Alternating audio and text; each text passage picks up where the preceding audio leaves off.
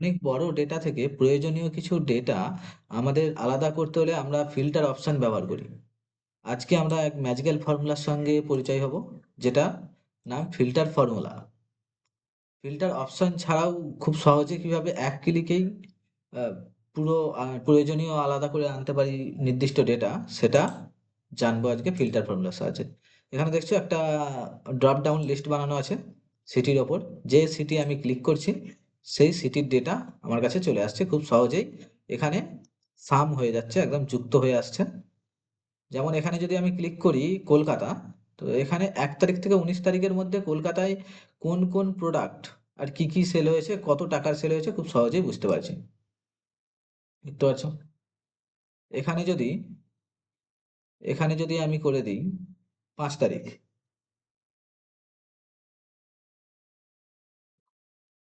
দেখবেন 5 তারিখ থেকে 9 তারিখের মধ্যে শুধু অনন্যা দাস ব্যাঙ্গালোরে মাউস আর কিবোর্ড বিক্রি করেছে কত টাকা, 17,000 টাকা, 1700 টাকা। এইভাবে খুব সহজেই কিভাবে বড় ডেটা থেকে নির্দিষ্ট কিছু ডেটা তুলে আনতে পারি, সেটাই আমরা আজকে দেখব। এখানে যদি কোনো রকম কোনো হয়, জেনে যাব কিভাবে বড় ডেটা থেকে তুলে আনতে পারি। তো প্রথমে আমরা এটা তুলে আনতে পারি আমরা ফিল্টার ফর্মুলার সাহায্যে। প্রথমে লিখব ফিল্টার, FIL, ফিল্টার। কোনো অপশন ছাড়াই, ফিল্টার অপশন ছাড়া খুব সহজে তুলে আনা যায়। প্রথমে ফিল্টার ফর্মুলা লেখার পর এখানে দিয়েছে অ্যারে। অ্যারে হবে এটা, এটা অ্যারে, কোমা, তারপর আছে ইনক্লুড। অ্যারে বলতে আমরা কোন ডাটা থেকে তুলে আনতে চাইছি। আমার পুরো টেবিল সিলেক্ট হবে অ্যারে। তারপর এখানে আছে ইনক্লুড। ইনক্লুড বলতে এই বড় ডেটার মধ্যে থেকে আমি কোন ডেটাটা দেখতে চাই বা কোন ডেটাটা খুব সহজেই এখানে আনতে চাই। তাহলে আমরা দেখতে চাই যে এখানে অনেকগুলো সিটি আছে, কলকাতা, মুম্বাই, দিল্লি, ব্যাঙ্গালোর, চেন্নাই। এই সিটির মধ্যে আমি শুধু জানতে চাই যে কলকাতাতে কে কোন প্রোডাক্ট কত টাকার বিক্রি করেছে। তাহলে প্রথমে আমি অ্যারে সিলেক্ট করলাম, তারপর ইনক্লুড। ইনক্লুড বলতে আমি কলকাতার মধ্যে সেল খুঁজতে চাইছি।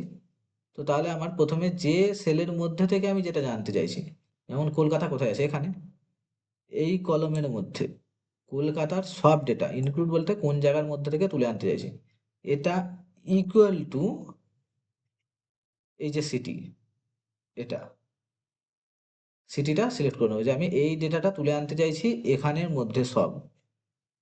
ঠিক আছে, তারপরই আমি এখানে দেবো, তারপর ব্র্যাকেট ক্লোজ, এন্টার। ও কি করেছে, ব্যাঙ্গালোর তুলে নিয়ে এসেছে, যে ব্যাঙ্গালোরের অনন্যা দাস ব্যাঙ্গালোরে সেল করেছে কত, 26,700 টাকা। এখানে যদি আমি কলকাতা করে দিই, কলকাতা, তাহলে কলকাতাতে আকাশ বিক্রম এই তারিখে 1,18,600 টাকা সেল করেছে। তাহলে এই প্রথমে দেখে নিই এখানে ড্রপ ডাউন কিভাবে বানাবো। এখানে আমার কলকাতা, মুম্বাই, দিল্লি, ব্যাঙ্গালোর, চেন্নাই আছে।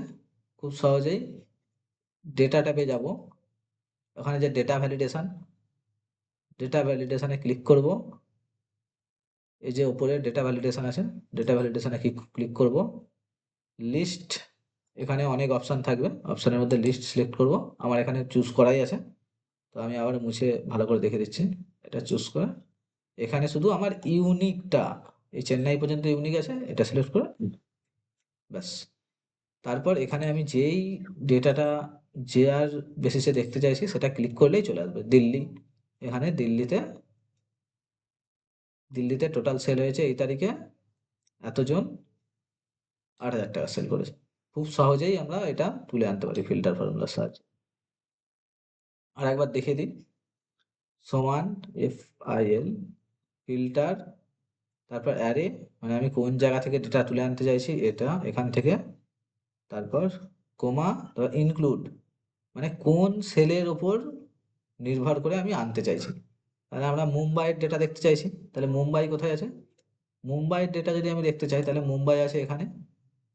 পুরো সেলটা সিলেক্ট করব, তারপর ইকুয়াল টু দেবো মুম্বাই এখানে। হ্যাঁ, মুম্বাই ব্র্যাকেট ক্লোজ করব। এটা ব্যাস, শুধুমাত্র মুম্বাই ডেটা এখানে চলে আসলো। এবার যদি আমি এখানে ড্রপ ডাউনে দিল্লি সিলেক্ট করি তাহলে দিল্লির ডেটা আসবে। বোঝা গেল? এটা আরো অ্যাডভান্স করা যায়। হুম। আর এইখানে সবকিছুর যোগ ফল আনতে চাইলে তাহলে কি করতে হবে? এখানে দিতে হবে সমান সাম, সাম, তারপর এই যে টোটাল সেল, এই সেলটা পুরোটা সিলেক্ট করলে এন্টার, চলে আসলো টোটাল সেল দিল্লি, দিল্লির এটা টোটাল সেল। কলকাতা অটোমেটিক ভাবে চেঞ্জ হয়ে যাচ্ছে, কলকাতার এটা টোটাল সেল। বুঝতে পারলাম? এখানে যে যে ডেটাগুলো আসবে ও তার তার এখানে সেল চুজ করে নেবে। ঠিক আছে? এইভাবে আমরা ব্যাঙ্গালোরের ডেটা, মুম্বাইয়ের ডেটা খুব সহজে তুলে আনতে পারবো। আবার যদি এখানে আমি একটার থেকে বেশি কন্ডিশন লাগাতে চাই, এটা একটা কন্ডিশন যে একটা সেলের সিটির ওপর এই মুম্বাই তুলে আনতে চাইছি। এখানে যদি আমি একটা থেকে বেশি কন্ডিশন দিতে চাই তখন আমাকে এখানে ব্যাকেট ওপেন, এক একটা ব্যাকেটের ওর সাহায্যে এক একটা ফর্মুলা করতে হবে। প্রথমে এটা একটা কন্ডিশন, একটা ব্যাকেট, তারপর স্টার, তারপর দিতে হবে ধরলাম এই তারিখ বা এইখানে, এইখানে এর সমান একে, এই সেল, ঠিক আছে? এই সেল, এই সেলের যে ডেটাটা আছে সেটাও তুলে আনবে। তাহলে ব্র্যাকেট ক্লোজ,